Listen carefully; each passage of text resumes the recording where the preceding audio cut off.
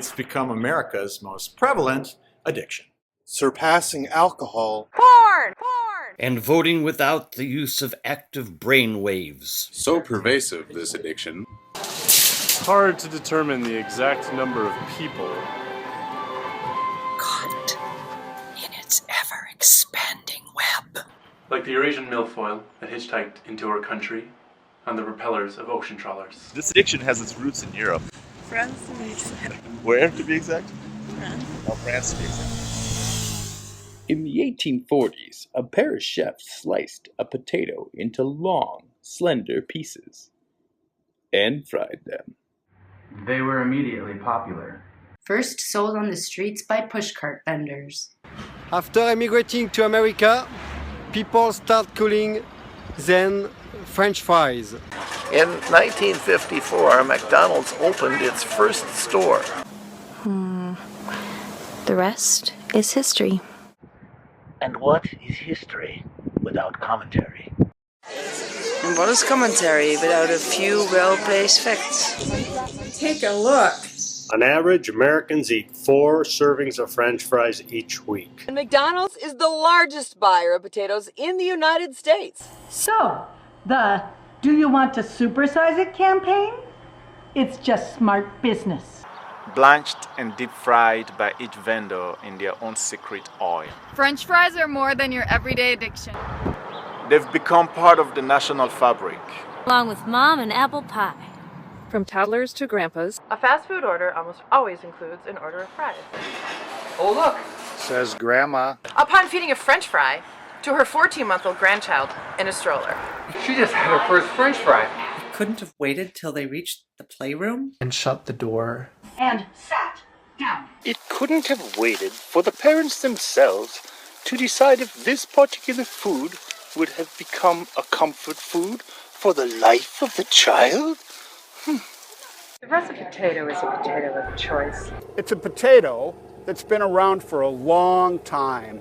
Nobody complains about the russet. Except for Protestants in Northern Ireland and Scotland, who refused to plant them because there was no mention of them in the Bible. Evidently, the Irish Catholics got around that sticky wicket by blessing them with holy water. I'm thinking that's just another excuse for a beer. But don't quote me. The biggest problem with French fries, other than the carb count, is the grease content. McDonald's originally fried their fries in beef tallow. It gave their fries a distinctive taste. But when the vegetarians got a hold of it, they filed a class action suit. So they switched to vegetable oil. Not an easy task. With Burger King nipping at their heels. And using a multi-million-dollar marketing campaign to prove it. McDonald's turned to the flavor industry in New Jersey. New York has Times Square. Nashville has Music Row.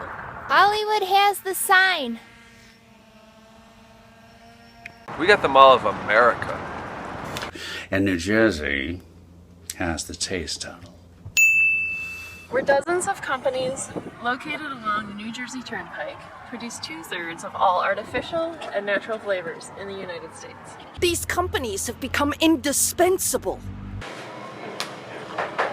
Because 90% of all food purchased in the United States is processed. Canned. Frozen! Dehydrated. losing most of the natural flavor in the process. It's the job of these flavor people to put the flavor back.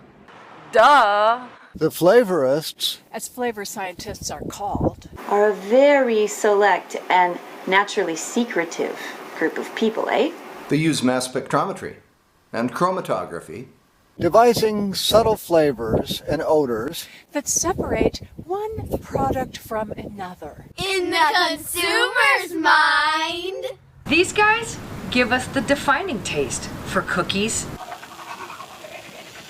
Toothpaste. Cereals.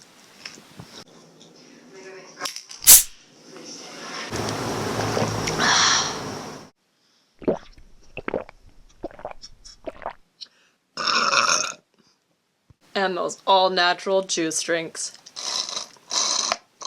The same labs crank out top-selling aromas for perfumes. Deodorants. Furniture polish. And floor wax. Drooling yet? The guy at the counter sure is.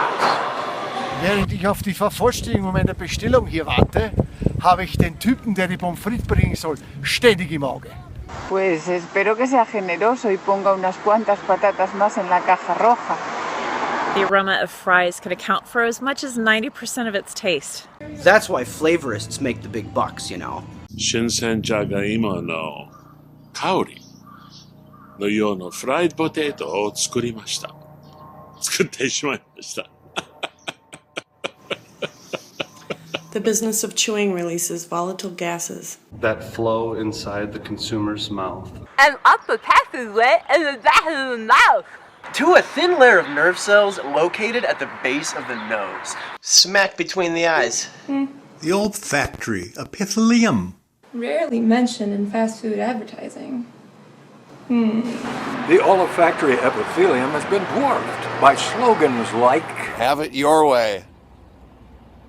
where's the beef? And we want to see you smile. Yet, the olfactory epithelium may be the main reason French fries have come to dominate our casual food culture in recent decades. German pancakes do not take hold. Nor has the Scandinavian favorite lutefisk. Fish and chips are merely an oddity. Mexican staples are making inroads. But how can a few taco trucks in Southern California compete with the ubiquitous French fry? They haven't? And based on the growing number of potato eaters, they won't. In 1960, the average American was consuming only 4 pounds of frozen spuds. And now it's 30 pounds a year. The reason these beloved French fries are such a happening thing? The aroma, my friends. The aroma. It wafts upwards to the aforementioned olfactory epithelium, often making it impossible to be seated or leave the building in a fashionable manner without once or twice sampling the product in question. Case in point. One day, a young lady, so anxious to partake in this pleasuring of food, quite inexplicably interrupts her departure. with her hands already occupied with a sack of takeout, she gently uses her supersized butt to push open the door, frozen, halfway through the exit. She reaches into the sack to pull out a sampling of fries, proceeding to her car only when satiated. Ta-dum, ta-dum. Weight is a key issue in other ways, too. Potatoes have heft. They give the eater the feeling that they're eating something of substance. For people who eat too many. And don't burn the carbs right away. Damn! The carbs are converted into sugar, which is stored in the form of love handles. Bulges. Extra pockets and folds, of course. Which ultimately is a boost to the fabric industry. Which, coincidentally, It's headquartered next door to New Jersey, in neighboring Pennsylvania. it's all connected. And With smoking now relegated to inquisitive teenagers, Boozers and biker wannabes. diabetes is getting more attention from the medical profession. Some docs say that eating one French fry is worse than smoking one cigarette. Wow, that's a leap I didn't expect.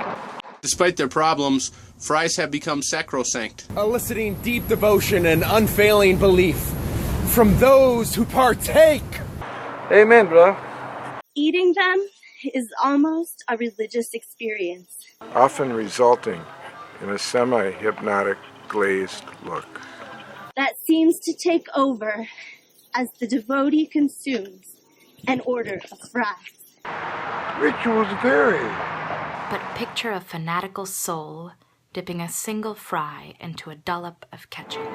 and bringing the fry to the mouth. This golden wand of pleasure is allowed to touch the tongue, and then pulled into the eating compartment, without ever coming in contact with the lips. Or perhaps this. The moment the fries are placed on the tray, Slide up to the counter and extend your hand. And the configuration of a 4-fingered prawn. To extract a 3, possibly 4. French fries from the steamy container. The grip tightens ever so gently. Perfected by multiple efforts over the years. Raising the fries towards your mouth while simultaneously levitating the elbow to allow rotation and easier access to the mouth cavity. Where the fries are sucked or pulled out of the finger carriage. And progressively chew until the nubbins are surreptitiously swept into the eating chamber with the aid of the tongue. All the while, staring at some distant thought. Hela tiden. Stirrar på någon avlägsen tanke. Paradise, perhaps?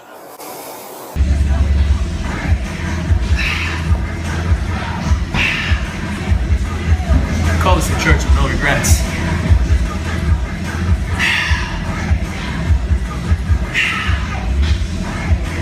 But I warm.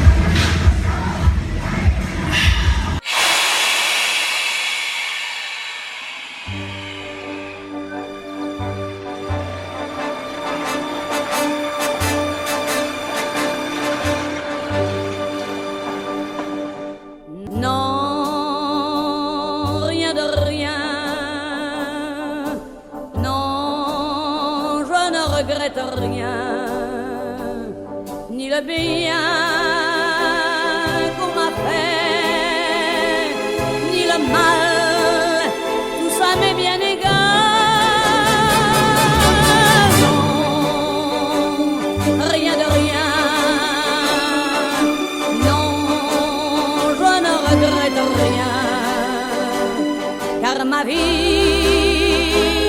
car mes joies, aujourd'hui,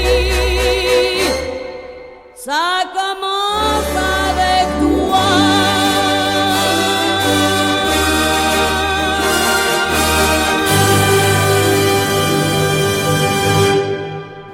How about deep fried cheese curds?